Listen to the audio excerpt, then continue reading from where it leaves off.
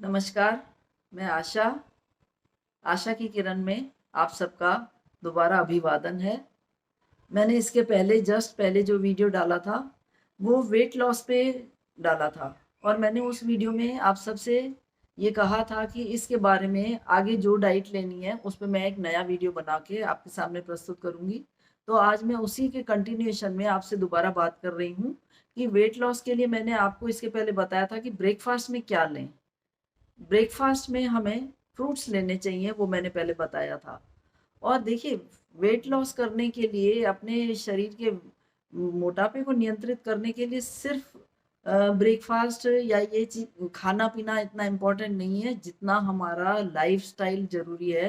पहले मैं उस पे बात करूंगी कि हमें सूर्योदय से पहले या सूर्योदय तक सुबह उठ जाना चाहिए कैसे भी करके। और उसके बाद में आपको रात को 7 बजे तक मैक्सिमम, बहुत आवश्यक है तो 8 बजे तक अपना डिनर कंप्लीट कर लेना चाहिए। और 10 बजे तक किसी भी हालत में हमें सो जाना चाहिए। और क्योंकि रात को 10 से 12 बजे तक की जो नींद होती है, वो नींद आपकी इतनी इम्पोर्टेंट होती है, वो शरीर के सेल्स को इतना रिपेयर करती है उस 2 घंटे वाली नींद, कि आपकी उसके बाद में 12 बजे के बाद में 4 बजे तक की जो नींद है ना, उससे ज्यादा शरीर को, जो बॉडी को है, वो हेल्दी बनाती है ये सुबह रात के 10 बजे से 12 बजे तक वाली नींद। तो ये तो रहा आपका दिनचर्या कैसे ठीक करें। अब मैं बात करती हूँ कि पहले मैंने बताया था कि हमें ब्रेकफास्ट में 12 बजे के अंदर, सुबह से लेके 12 बजे के अंदर हमें फ्रूट्स लेने चाहिए। फ्रूट्स लेने चाहिए इंस्टीड ऑफ ब्रेकफास्ट में पका हुआ फूड हुआ जो भी है, उसके बजाय हमें रॉ फूड खाना चाहिए 12 बजे तक। कुछ भी खाइए रॉ फूड में, फ्रूट्स खाइए या फ्रेश वेजिटेबल्स, स्मूदी, जो भी आपको चाहिए, आपको 12 बजे तक वो लेना है।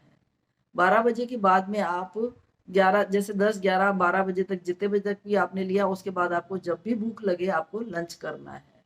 लंच में आपको सबसे पहले एक प्लेट भर करके सलाद खाइए।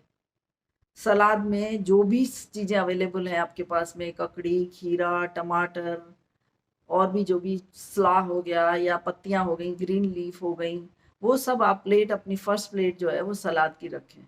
जितना आप मैक्सिमम सलाद खा सकते हैं खाइए। फिर थोड़ी देर आप 10-5 मिनट का पॉज दीजिए। उसके बाद आप जो भी आपका खाना बनाए वो खाना खाइए। और खाना हमेशा धीरे धीरे चबा के इत्मीनान से खाना चाहिए। एक बात मैंने और देखी है, आजकल के यूथ में या लोगों में ये आदत पड़ गई है कि खाना खाने बैठेंगे टीवी ऑन करके। तो भाई, आपका तो सारा ध्यान टीवी में है, आप उस खाने का स्वाद का आनंद नहीं उठा पा रहे हैं कि क्या खाना है, बस खाना खाते जा रहे हैं और टीवी एंजॉय कर रहे हैं। तो वो खाया हुआ खाना तन को नहीं लगेगा। आपको उस खाने के साथ कनेक्टिविटी होनी चाहिए। आप उस खाने का एक एक ग्रास ग्रास को खाते समय ये फील करें कि मुझे बहुत स्वाद मिल रहा है, मेरे तन को लग रहा है, मुझे बहुत आनंद आ रहा है खाना खाने में। तो ये तब होगा ना जब आप टीवी नहीं देखेंगे। और उसको धीरे धीरे चबा चबा के अच्छे से खाएं। कम से कम 10 या 15 मिनट तक खाने को जरूर खाना चाहिए। इत्मीनान से खाया हुआ खाना तन को लगता है, उसमें आपको न गैस होगी न ब्लोटिंग होगी। वो खाना आपका पचेगा और आपके शरीर को स्वास्थ्य भी प्रदान करेगा। तो इसलिए मैं ये, इसके बाद जो डिनर के बारे में है वो मैं आपको थर्ड उसमें बताऊंगी कि क्या खाना चाहिए। लेकिन मैं इस बारे में एक चीज और इसमें ऐड करना चाहूंगी कि आपको जो खाना खा रहे हो उसके साथ में एक चीज को थोड़ा रेस्ट्रिक्ट करना है कि आपको animal food plus dairy products बंद करने होंगे। क्योंकि आपको ये लगेगा कि डेयरी प्रोडक्ट्स बंद करेंगे तो हमें कैल्शियम कहाँ से मिलेगा, प्रोटीन कहाँ से मिलेगा। तो प्रोटीन तो देखिए दालों में, पल्सेस में खूब होता है, वो खा सकते हैं। और कैल्शियम ग्रीन लीफ में भी बहुत ज्यादा होता है, पालक में और इन सलाद में, हरी सब्जियों में खूब होता है। लाइक धनिया, पुदीना, इन सब में है।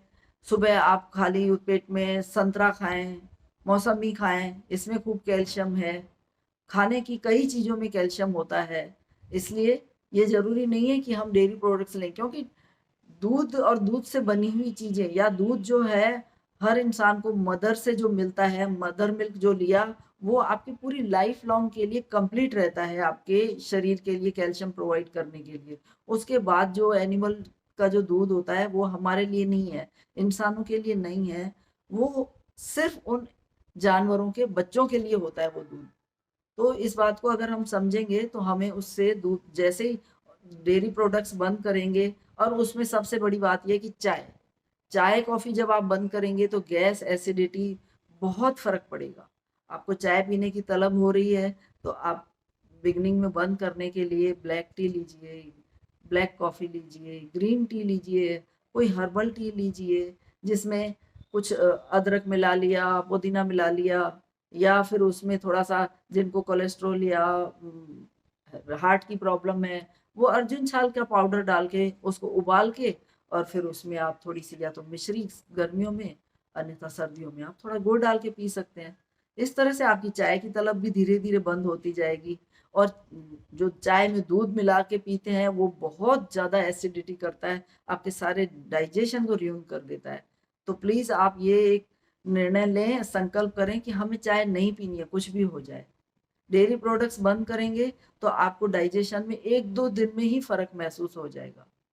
और उसके बाद में अब मैं आपको ये भी बता देती हूँ कि जैसा आपने लंच का मैंने पैटर्न बताया, सेम वही पैटर्न आपका रहेगा डिनर का। डिनर में भी आप पहले सलाद लेके बैठें, जितना आप सलाद खा सकते हैं खाइए, उसके बाद थोड़ा सा पॉज अगर कर सकते हैं ठीक है, बहुत ज़्यादा भूख लगी है तो आप फिर उसमें खाना जो भी बनता है वो खाना आप नॉर्मल जो खाना है वो खाएं। लेकिन खाना आपका सूर्यास्त होते होते तक खत्म हो जाना चाहिए डिनर, नहीं तो उससे आपको देर से खाना खाने के बाद बहुत पचाने में बहुत दिक्कत होती है, और वो बॉडी के लिए बहुत मुश्किल हो जाता है। बॉडी मना कर देती है कि संध्या के बाद में खाना पचा नहीं पाएंगे, पर हम जबरदस्ती उसमें ठूसते रहते हैं। कई लोग रात को 8, 9, 10 बजे तक खाते रहते हैं, यहाँ तक कि 11, 12 बजे तक भी खाते हैं, तो वो डाइजेस्ट होने में बहुत दिक्कत होती है और वो अंदर जाके आंतों में फंसता है, और इस तरह से धीरे धीरे फिर वो मोटापे में कन्वर्ट होता रहता है। तो आप अगर जो मैंने दिनचर्या बताई है उस तरह से अगर खाना खाएंगे तो आपकी सारी बीमारियां भी धीरे धीरे खत्म हो जाएंगी, आपको दवाइयां लेने की जरूरत नहीं पड़ेगी, और साथ में डेफिनेटली आपका वेट लॉस होगा ही होगा। ये मैं आपको दावे के साथ कह रही हूँ। आप कुछ टाइम तक इसको करिए, और अगर आपको फर्क नहीं लगता है तो आप मुझे कमेंट बॉक्स में बताइए, और अगर आपको इम्प्रूवमेंट होती है तो भी आप मेरे मनोबल बढ़ाने के लिए आप जरूर मुझे कमेंट करके बताइए कि इससे आपका क्या रिजल्ट आया। और मेरा आपसे फिर से निवेदन है कि ये इतनी अच्छी जो इन्फॉर्मेशन मैं दे रही हूँ आपको, मेरे हिसाब से तो मेरे आजमाए हुए मैं इस डाइट पे ही चल रही हूँ, तो मेरे को तो उससे बहुत फर्क पड़ा है। मेरे कोलेस्ट्रॉल कम था, मुझे वो कंट्रोल हो गया, मेरे को कोलेस्ट्रॉल की दवाई लेने की जरूरत नहीं पड़ती है। और उसके साथ थायराइड था, वो थायराइड की दवाई लेने की जरूरत नहीं पड़ती है मुझे। तो मैं चाहती हूँ आप सब जने इसको अपने रिलेटिव्स तक, अपने फ्रेंड्स तक, सब जगह इसको पहुंचाएं, डाइट चार्ट को सबसे शेयर करें, आप लाइक करें, और उसके सिवाय आप इसको जरूर जरूर सब्सक्राइब करिए, ताकि मेरा जैसे ही कोई भी वीडियो बनेगा तुरंत आप तक पहुंच जाएगा। Thank you.